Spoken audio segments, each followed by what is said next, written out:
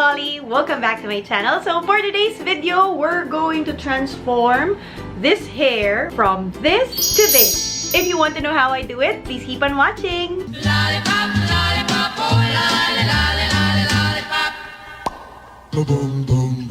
Alright guys, so dahil medyo mahaba-haba pa ang ating ECQ at stay at home lang tayo, wala na akong magawa sa buhok ko at as you can see, grabe na yung aking regrowth. So, mag-experiment tayo today and magko-color tayo ng hair. It's actually my second time to color my hair na fun color. Yung unang color na ginamit ko ay kulay pink.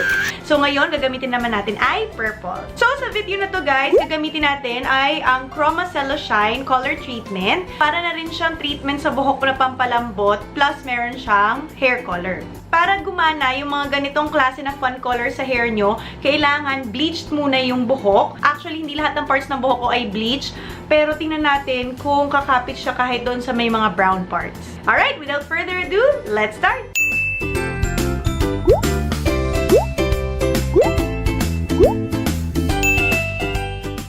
So guys, itong tissue, gagamitin ko lang siya as protection para hindi kumalat yung dye sa balat ko. And of course, use a t-shirt na hindi nyo na kailangan or you don't mind staining. Wala tayong pantakip ng tenga, so gagamit na lang ako nitong petroleum jelly. Tapos, lalagay ko siya dito around my face para if ever na mag-stain, madali ko siyang mabubura.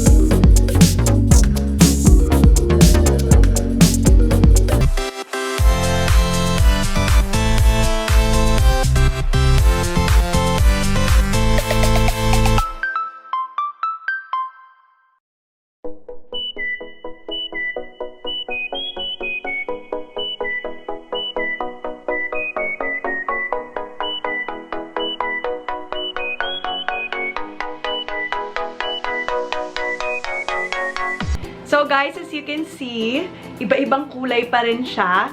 Mas kumulay yung purple doon sa mga parts na na-bleach talaga twice. Mas dark siya doon sa ibang parts. And itong part na brown sa akin dati, ayan, hindi ko na alam kung anong pagka-brown ng kulay niya. Okay, para sa 85 pesos, masaya na ako.